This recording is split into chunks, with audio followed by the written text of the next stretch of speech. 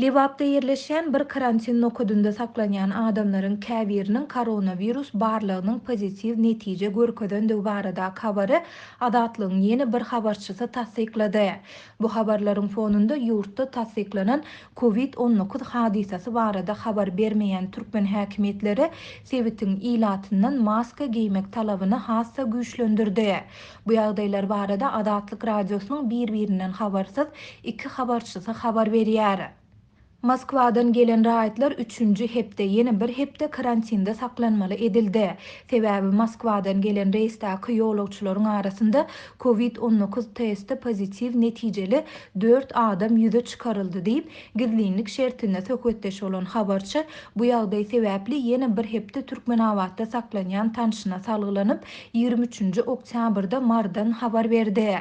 Ýatlasak 22-nji oktýabrda Adatlygyň Aşgabatdaky habarçylarynyň biri Türkmenawadyň ýokunç keselleri hastahanasynyň ýanyndaky karantin zonasynda saklanýan adamlaryň arasynda COVID-19 testi pozitiv netijeli adamlaryň ýüze çykarlandygyny habar berdi. Hemmeleri ýene 14 gün saklaýarlar. Ol ýerde 7-nji oktýabrda Moskwadan uçar bilen gaýdyp gelenler saklanýardy. Bulardan başga da ol ýerde has odol Özbekistanyň dolanan türkmen raýatlary hem bardy diýip Adatlygyň Aşgabatly habarçysy gurrun beripdi. Türkmenistan pandemiýa sebäpli daşary ýurtlarda galan raýatlaryny ýurda getirmek işlerini awgust aýynyň ahirinden başlap ýygjamlaşdyrdy. Ýürüýte uçar gatnawlar bilen ýurda getirilýän adamlar Türkmenawatda 2 hepde möhlet bilen karantina alynýar. 24-nji oktýabrda Stambuldan, 28-nji oktýabrda Russiýa döwletinden uçarlar gelmeli. Bu uçarlarda geljek türkmen raýatlary täze karantin zolagyna yerleşdirilýär. Häzirki wagtda harby çadyrda Moskwadan gelen türkmen raýatlary bar. Olar giden soň harby çadyryň sökülmegine garaşylýar. Özbekistanyň dolanan türkmen raýatlary öýüne goýberildi. Olaryň arasynda hem COVID-19 testi pozitiv netijeli adamlar bardy. Ýöne olary bejergi berdiler diýip marly habarçy belledi. Bu habarlaryň fonunda Lebap vilayatyna habarçylarymyzyň biri regionyň häkimetleriniň ilatdan maska giymek talabyny hassa güýçlendirendigini habar berýär. Bu talabyň berja edilişini polisiýa işgärleri gözegçilik edýär. Polisiýa işgärleri Türkmenawat şäheriniň ähli etrapçylaryna gözegçilik edip maskasyz raýatlary tutýarlar. Saklanan maskasyz raýatlar polisiýa işgärlerine 50 manat para berse, onda olary diňe duýduruş berip derrew goýberýärler. Para vermedikler polisiýa bölümine alınıp gidilýär diýip habarçy 23-nji sentýabrda beren maglumatynda aýtdy. Onun sözlerine göre polisiýa bölümine eltilen raýatlara 28 manat möçöründe pul jerimesi töledilýär. Bu jerimäni töläp bilmedik raýatlar bolsa pauta meýdanlaryna alınıp gidilip olar 50 kilogram pauta ýygmaga mejbur edilýär. Raýatlar bu pauta normasyny ýygýança hiç bir ýere goýberilmeýär. Şuň ýerden polisiýa işgärleri Türkmenawat şäherinde yerleşen Gök Badaryň durulgasyna gelýän ähli awtobuslardaky adamlaryň maskalaryny hem barladylar.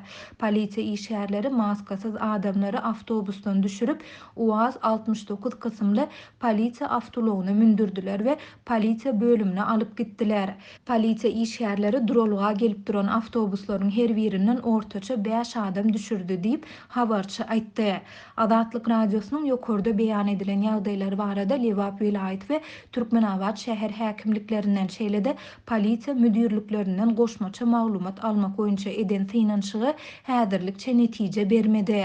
Türkmenistanyň döwlet eýçiligindäki mediasy ilat arasynda maska giymek we sosial aralygy saklamak düzgünleriniň puta berjaý edilýändigini aýdýar. Mundan öň Adatlygyň habarçysy Mary vilayatynyň polisiýasynyň maska rejimini bozan we jerimesini töläp bilmeýän adamlary pauta ýygmaga mejbur edýändigi barada baryp awgustyň aýagynda habar beripdi.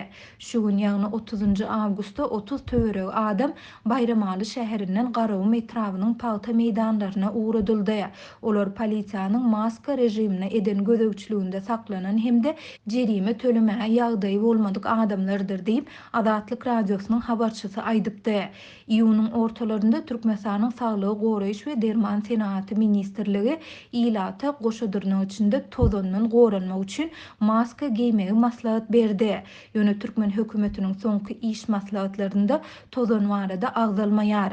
Adatlyň habarçylary we garaşsyz neşirler soňky aýlarda ýylat arasyndaky ölüm derejesiniň görnetiň ýokarlanandygyny tasdiklasa-da, Türkmenistan dünýäde hiç bir koronavirus näsagyny resmi taýdan hasaba almadyk az sanly ýurtlaryň biri bolup galýar.